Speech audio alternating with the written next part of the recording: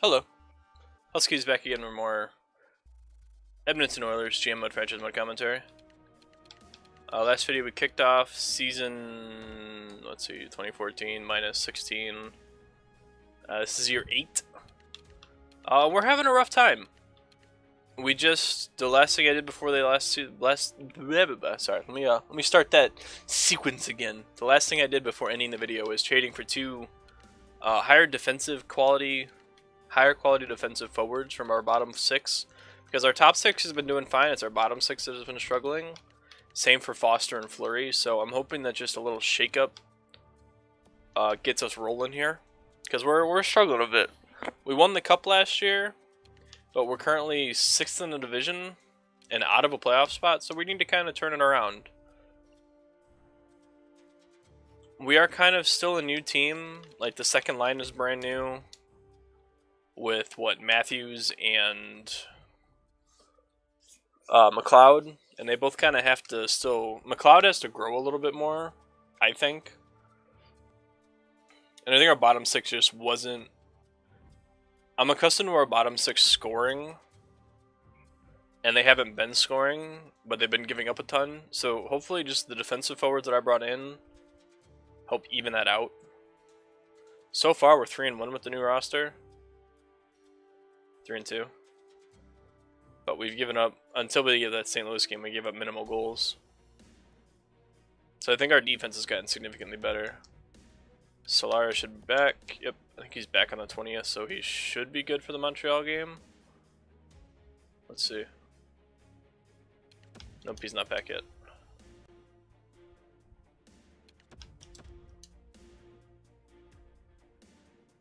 I really don't think I need to change anything else on the team. I really feel that the team's fine. I think that those little adjustments in our bottom 6 will be more than enough to fix the team's issues. Just need this top 6 to be able to carry. I mean, 34 points, 36 points. He's got 18 goals. Austin Matthews playing really well. I actually want to go look at our stats real quick, because I feel like they're better than I gave us credit for. 36 points in 49 games isn't amazing, but it's not. Oops, that's calendar. That's not stats. Silly.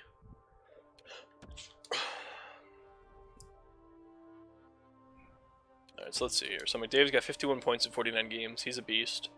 We already knew that. Vesalainen, 48 points in 49. Velarde's having a good season on the first line. That's good. That's what we wanted. Austin Matthews has 18 goals. So yeah, like I said, it's just our bottom 6 that we need to get taken care of, and I think we're on the right track with our new guys. Hopefully we're on the right track. We'll see. This is Davidson's first. He was an AHL player, so he's a +1. I think Baker comes as a minus. But yeah, we'll get this taken care of. I'm excited for our top 6. I'm glad to see McLeod and Matthews are putting up decent points. Forsberg's kind of struggling a bit, but I think Matthews is scoring more than I anticipated him scoring. I anticipated Forsberg really kind of carrying that second line goal-wise, but he's been outscored by Matthews and McLeod.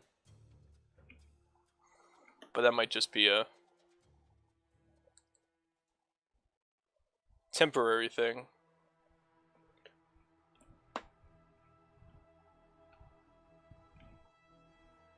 Alright, so I'd like to see, if you watch my San Jose videos, I'd like to see a run similar to theirs, where we were kind of 500 throughout, like, February, and then in March we won 17 of 18 games and finished with 12 in a row. So I'd like to see the team kind of hit that kind of a stride. That's asking a lot, but I just want to see at least a 60 to 70% win percentage for the rest of the season, ideally. Because that gets us into the playoffs comfortably. I don't want to be panicking trying to get into the playoffs, because this team is not a team that should be panicking or struggling by any means. 28, 24, and 4.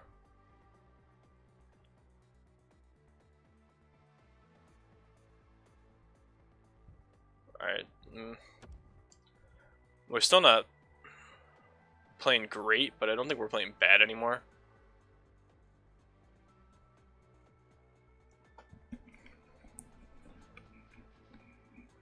Alright, there's 3 straight wins. Starting to look a little good.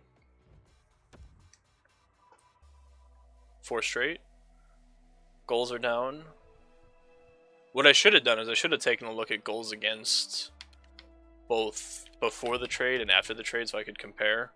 But I didn't think that far ahead.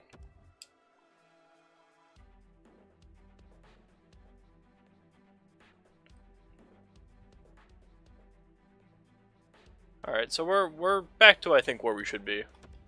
We've won 6 of 7, and we lose. Why do I talk, man? I understand it's a commentary, but every time I talk about the team, we fucking lose.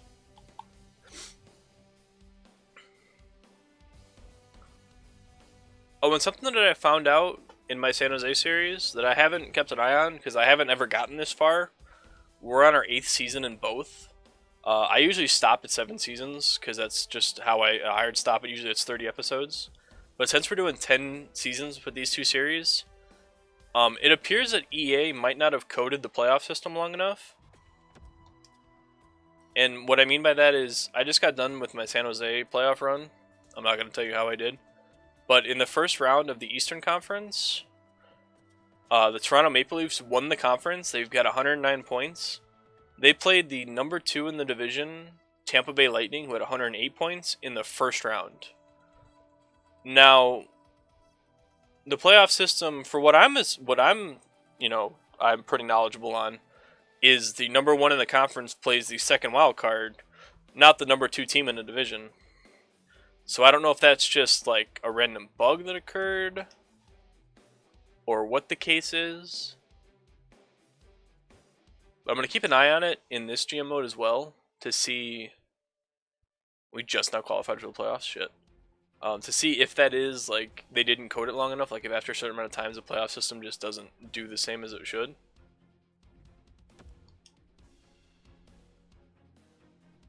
Because it would not surprise me in the least if the game just... Oh, come on, man. Why do you have to get hurt in the last... Fucking Kings. Going headhunting in the last game of the season. So we get the San Jose Sharks. Yet again.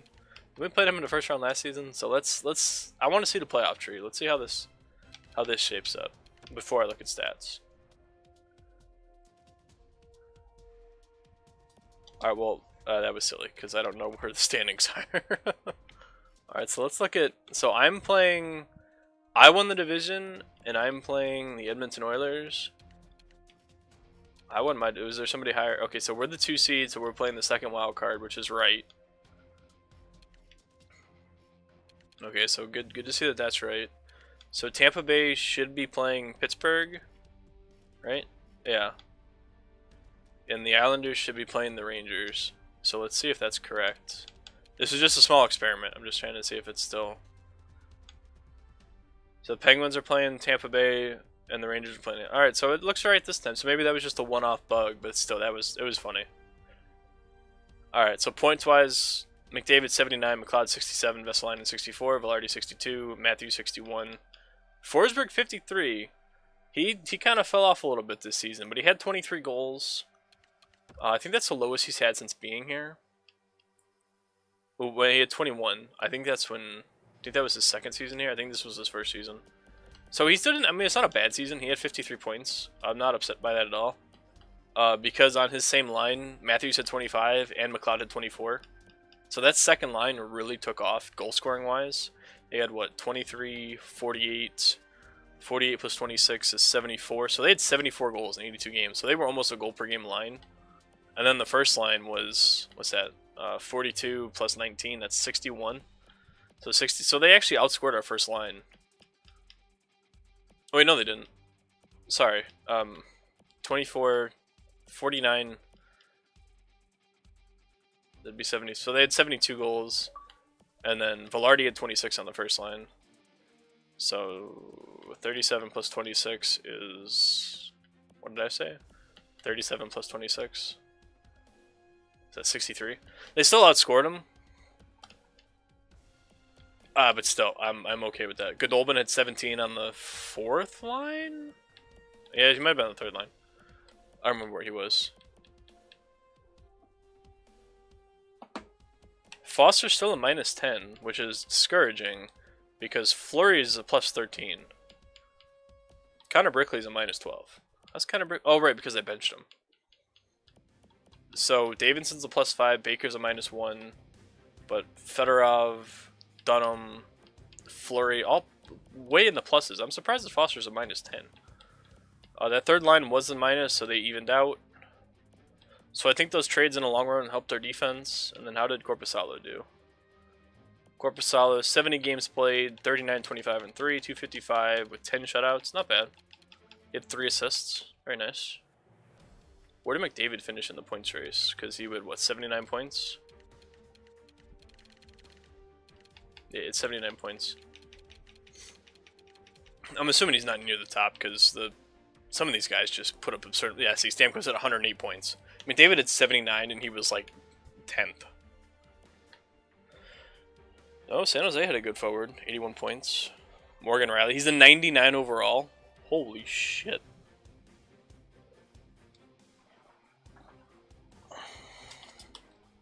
Got a relay that somebody actually hit 99 overall.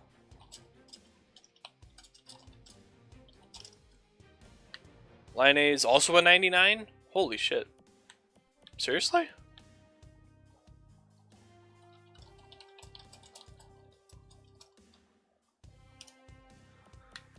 I'm surprised that Laine got to a 99. Holy shit. Laine and Riley are both 99s. That's insane.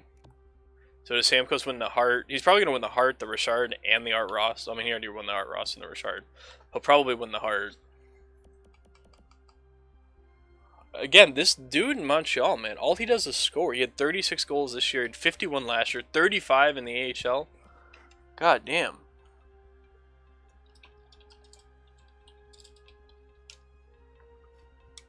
That's impressive. That kid fucking scores. I can't believe that they're 99.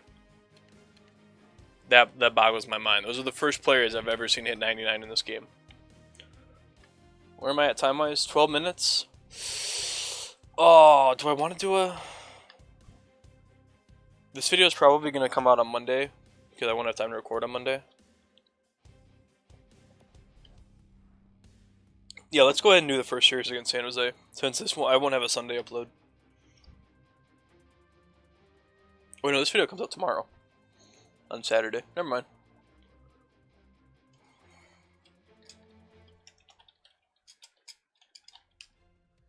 So yeah, I'm going to actually stop the video here and record the San Jose series right now so that I have something for Monday.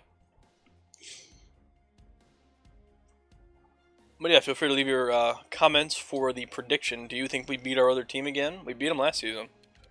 And do we have a shot to repeat? I think our team looks good, but they do have some kinks. It'll be interesting to see who we match up against. But yeah, remember to leave a like if you enjoyed the video. That's always an option, never a requirement. And as always, like I just said, because I love using that phrase, thank you for watching, and I will see you for the start of our cup defense.